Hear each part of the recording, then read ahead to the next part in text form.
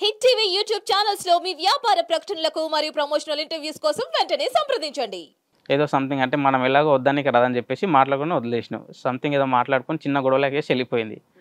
తర్వాత నుంచి ఇంకా వాళ్ళ మమ్మీ మా ఇంటికి ఎప్పుడు వస్తే అప్పుడు గొడవని మా ఇంట్లో. మీ ఇద్దరి మధ్య ఆవిడతో మా ఇంటికి వస్తే ఎప్పుడు గొడవనే. మేము ఒక 1 year బాగానే ఉన్నాం. ఫస్ట్ ప్రెగ్నెన్సీ కన్ఫర్మ్ అయిన తర్వాత కొంచెం బయట ఉన్నాం వర్క్ పర్పస్. అమ్మాయి ఏదైనా పని చేస్తుందా? అప్పుడు ఏం లేదు మేడం, ఖాళీ. అసలు ఎప్పుడో నేను పని చేయలేదు. ఇప్పుడు ఆమె వెళ్ళి వేరే వేరే సంథింగ్ హాస్పిటల్లో హోటల్ ఏదో పని చేస్తుంది. మీ ఇద్దరే ఉండేవాళ్ళ? మీ అమ్మ నాన్న కూడా? ప్రజెంట్ ఫస్ట్ ప్రెగ్నెన్సీ వరకు ఇంట్లోనే ఉండేవాళ్ళం. మీ ఇద్దరు కలిసి? నేను, మా మమ్మీ, డాడీ, మేము ముగ్గురు ఉండేవాళ్ళం. మా అన్నయ్య అప్పుడు సిటీలో ఉండేవాడు. చెల్లెలకి అప్పటికే మ్యారేజ్ అయిపోయింది. తర్వాత దాని తర్వాత పాప పుట్టింది. ఇక ఇట్లనే చిన్న చిన్న గొడవలు స్టార్ట్ అవ్వడం వల్ల ఒకసారి కూడా ఇట్లనే ప్రతి చిన్నదానికి దీనికి గొడవ తీసి అంటే పిఎస్కి తీసుకెళ్ళేది. పెళ్ళైన 1 year నుంచి పోలీస్ స్టేషన్ ప్రదక్షిణ చేస్తున్నారు. తిరగడం వీళ్ళ సైడ్ నుంచి ఏంటంటే చిన్నదాన్ని పెద్ద చేయడం అంటే కొన్ని విషయాలలో క్లారిటీ లేకపోవడం, అబద్ధాలు చెప్పడం, ఇది స్టార్ట్ అయింది. ఏంటి అసలు గొడవ ఏంటి? ఇప్పుడు వీళ్ళ మమ్మీ వచ్చేసి ఏదో మా వాళ్ళు ఏదో చేస్తుంటే ఒక మాట అంటది, లేనిది ఆవిడకేం పని? పెళ్లి చేయాల ఎగ్జాక్ట్లీ మేడం. వస్తది ఫిట్టింగ్ పెడుతుంది. ఫర్ ఎగ్జాంపుల్ వాళ్ళ మమ్మీ క్యారెక్టర్ ఎట్లా అంటే మేడం, ఒక 3 persons ఉన్నారు, very close friends and family members కూడా ఉండొచ్చు. ఆమె వచ్చి ఒక 2 minutes కూర్చుంటే ఆ 3 members కూడా కొట్లాడుకుంటారు. అంత తెలివిగలదనమాట. అంటే మాట్లాడేది ఏదో క్లారిటీ ఆమె కూడా ఉండదు. బట్ ఏంటంటే ఆమె చెప్పే మాట నవ్వుతాడు, నిజమని నమ్మేస్తాడు. ఆ క్యారెక్టర్ ఆమెది. ఈమె రానన్న రోజులు బాగానే ఉంటుండే. వీళ్ళు మెల్లమెల్ల మా దాంట్లో ఇన్వాల్వ్ అవడం వల్ల గొడవలు స్టార్ట్ అయినాయి. అయినా సరే మేము ఫ్యామిలీ కాదని చెప్పి సర్దుకుపోయి బాగానే ఉన్నాం. బట్ ఇదంతా ఏమైందంటే యాక్చువల్గా ఈమె నాకంటే ముందు మీకు ఇంకో బాయ్ ఫ్రెండ్ ఉన్నాడు. సరిపోయింది. 10th classకి before. అది నేను అడిగిన అంతకుముందు. నాకు మామూలుగా స్కూల్లో ఒక అమ్మాయి ఉంటుండే, ఇట్లా నేను బిఫోరే చెప్పిన, లవ్కి బిఫోరే చెప్పిన అమ్మాయిని అమ్మ చూసింది. బట్ ఏమైందంటే ఇప్పుడు జూలైకి 7 years అవుతుంది ఎగ్జాక్ట్ మ్యారేజ్ అయ్యి.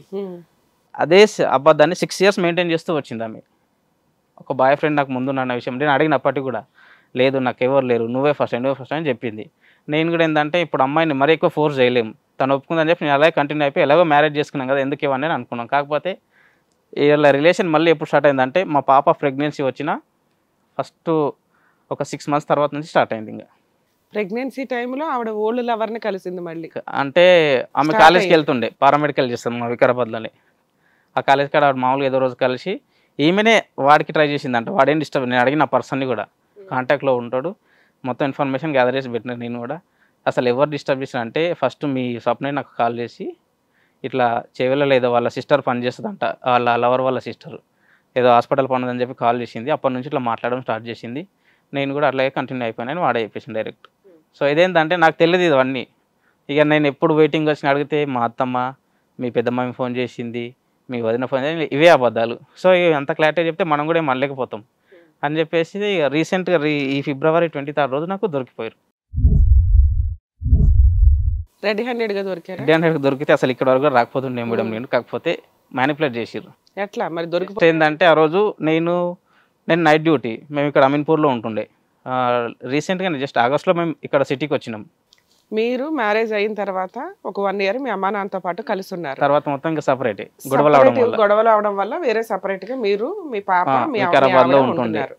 మీ ఆవిడ ఫస్ట్ ప్రెగ్నెన్సీ టైంలోనే పాత లవర్ ని మళ్ళీ ఈమెనే తెచ్చుకుంది. అతనికి మ్యారేజ్ అయిందా అవలేదా? వాడికి ఇంకా అవ్వలేదు. నేను వాడి విషయంలో మాకు అప్పుడప్పుడు గొడవలు కూడా అయినాయి. మధ్యలో నేను వాట్సాప్ లో చాటింగ్ చూస్తుంటే వాడి పేరు నా ఫోన్ లో ఆల్రెడీ పర్సన్ నంబర్ ఉంటుండే. 2017 లో మ్యారేజ్ అయింది. 18 కి ప్రెగ్నెన్సీ వచ్చింది అమ్మాయికి. 18 నుంచి ఇంకో కొత్త వ్యక్తి ఉన్నాడు మీ లైఫ్ లో. మీకు తెలిసినా గానీ సర్దుకుంటూ వస్తున్నారు. అంటే లవర్స్ అని తెలియదు నాకు. మాట్లాడుతుంది తెలుసు, చాటింగ్ అడిగితే చెప్పింది. అంటే వాళ్ళ చెల్లెలు ఈమె క్లాస్మేట్. సో అందరు ఒకటే క్లాస్ వాళ్ళు, కాకపోతే నేను బాయ్ స్కూల్, వీళ్ళు గర్ల్స్ స్కూల్. సో అప్పటికే వీళ్ళు టచ్లో ఉన్నారు. ఉంటే నేను అడిగిన ఎవరు ఎందుకు ఇలా చార్జ్ చేస్తున్నావు అంటే మా ఫ్రెండ్ వాళ్ళ అన్నయ్యతో సమానం అని చెప్పింది. సో నేను ఇక సరే ఎంత క్లారిటీ చెప్పింది చెప్పి నేను లైట్ తీసుకుని ఇదే విషయంలో 2-3 మీరు లవ్ చేసే టైంకి మీకు తెలియదా పాత ఒక లవర్ ఉన్నాడు అతను ఫలానా వ్యక్తి? లేదు, చెప్పలేదు. అడిగినా కూడా నేను చెప్పలేదు. ఎందుకు అట్లా ఒక డౌట్ ఎందుకు వచ్చింది మీకు? ఏమైనా లవర్స్ ఉన్నారా ముందు అని? అంటే క్యాజువల్ కనుక్కోలేము మేడం, ఎందుకంటే ఇలాంటి అయితే నాకు తెలుసు. ఎందుకంటే ఎక్స్పెక్ట్ చేస్తాం మనం ఫ్యూచర్లో ఏదైనా సరే. ఎందుకంటే ఫర్దర్ ప్రాబ్లమ్స్ అంటే నా సైడ్ నుంచి నేను నాకు మీకు ఈ అమ్మాయి లవరా అంతకుముందు ఇంకెవరు ఉన్న అమ్మాయి నేను చెప్పేసిన. దీపానికి మా స్కూల్ అమ్మాయి ఉంటుండే, నేను బిఫోరే చెప్పేసిన. ఏదో జస్ట్ ఒక 1 year అవ్వది ఇట్లా నేను కాలేజ్కి నుంచి అమ్మాయి సైడ్ అయిపోయి నేను పట్టించుకోలేదు, డిస్టర్బ్ చేయలేదు. అంతకుముందు ఇంకో మా ఆ రిలేటివ్స్ దగ్గర హాస్టల్ మా ఊళ్ళోకి హాస్టల్ ఉంటుండే. నీకున్న లిస్ట్ చెప్పావు, ఆవిడకున్న నేను లిస్ట్ చెప్పేసిన చెప్పలేదు. ఎందుకంటే ఇప్పుడు మనం ఏదో మేనేజ్ చేసి చేసుకొని సాధించడం మనది ఉండకుండా నేను బిఫోరే చెప్పేసిన. Okay. అలాంటిది నీకేమో అప్పుడు కూడా ఏమైనా అడగడానికి రీజన్ ఏంటంటే వీళ్ళ అక్క ఎవరినైతే చేసుకుందో హస్బెండ్ వీళ్ళ బావ ఉంటాడు కదా, వాళ్ళ బావ తమ్ముడితో ఈమె కూడా సంథింగ్ కొంచెం ఉంటుంది. సో ఏంది అంటే ఈమెనే చెప్పింది ఆ మ్యాటర్ నాకు, ఇట్లా మా బావకి ఇచ్చి ఆల్రెడీ మా అక్కని చేసుకున్నారు కదా, నన్ను కూడా అదే ఇంట్లో కదా అని చెప్పేసి మాట్లాడి ఫ్యామిలీ మొత్తం ఒప్పుకున్నారు, జస్ట్ అప్పుడప్పుడు వాడితో మాట్లాడుతుంటే. అంటే ఇది కూడా ఎందుకు అంటే మేమిద్దరు లవర్స్ ఉన్న టైంలో వాడు నాకు ఫేస్బుక్లో మెసేజెస్ పెట్టడం, వీళ్ళ అక్క వాళ్ళ మరిది, నువ్వు అమ్మాయిని ఎట్లా లవ్ చేస్తావు, అది నా లవరు, అది నా పెళ్ళానరా, దాంతో నాకు అప్పటికి అన్నీ అయిపోయినాయి, నువ్వు పిచ్చోడో అయితే చేసుకుంటా, ఇప్పటికీ ఉన్నాయి ఆ మెసేజెస్. మీకు చూపిస్తాను కావాలంటే.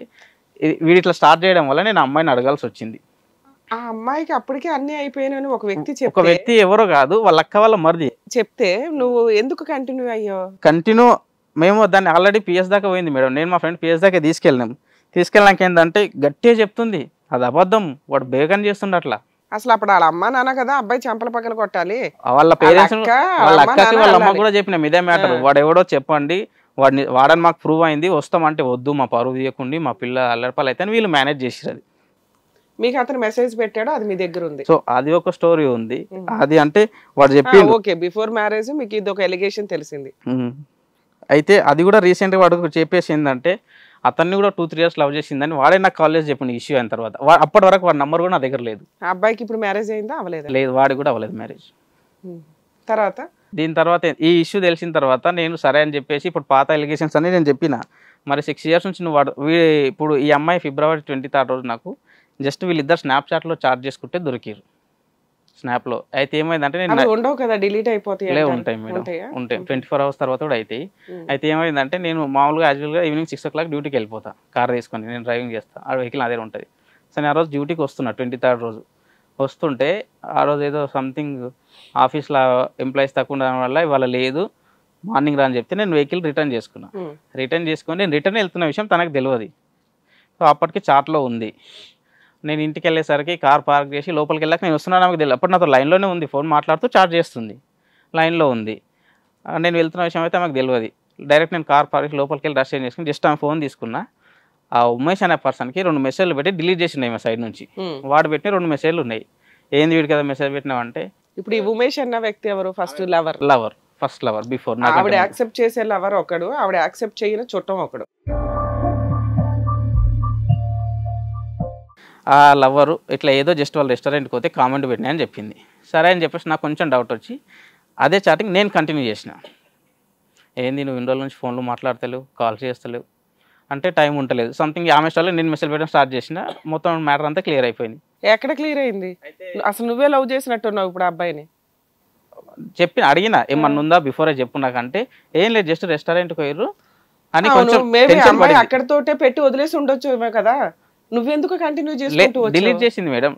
డిలీట్ చేసింది ఎందుకు? నువ్వు చూస్తే అనుమాన పడతావు, మళ్ళీ అదొక డౌట్. అడిగిన నేను అసలు ఎందుకు మరి చార్జ్ చేసిన అవసరం ఏముంది వీడితో అంటే, జస్ట్ చాట్ చేస్తే నువ్వు 30 చాట్స్ చేసావు. ఆడ చేయడానికి రీజన్ ఏంటంటే టెన్షన్ పడింది మేడం. అప్పుడే చెమటలు స్టార్ట్, పెద్ద సిఐడి ఆఫీసర్ కనిపెట్టేసి టెన్షన్ అంటే ఫోన్ లాక్కోవడానికి ట్రై చేస్తుంది. అంటే వీళ్ళిద్దరి మధ్యలో ఇంకో పర్సన్ శ్రీకాంత్ అని వీళ్ళకి హెల్ప్ చేస్తాడు.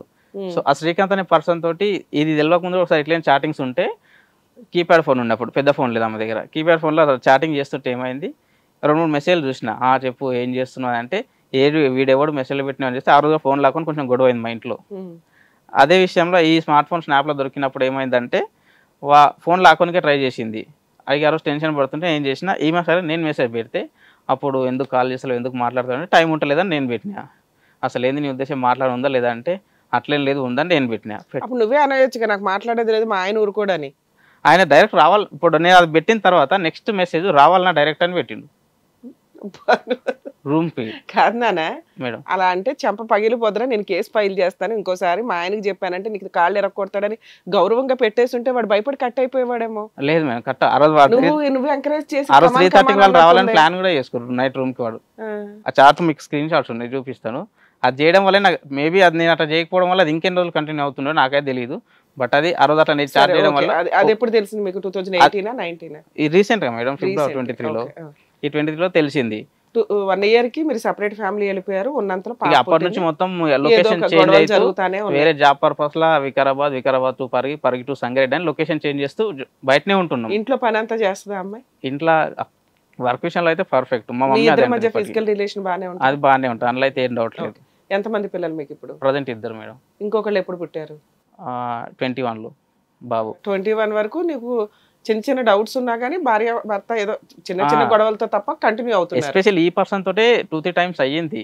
అయితే కూడా ఏమైందంటే నేను లైట్ తీసుకున్నా. సరే ఇప్పుడు పుట్టిన పిల్లలు ఇద్దరు నీ పిల్లలే అని నీకు నమ్మకం? నాకు 100% షూర్ కాన్ఫిడెన్స్. నేను 21 వరకు ఓకే కవర్ అయిపోయింది ఉన్నంతలో. Yes madam. 20 hit TV app ని డౌన్లోడ్ చేసుకోండి. ఇందులో short news, live news, entertainment movies అన్ని అవైలబుల్ గా ఉన్నాయి. Please download hit TV app. Hit TV app hit TV యాప్ని ఫ్రీగా డౌన్లోడ్ చేసుకోండి.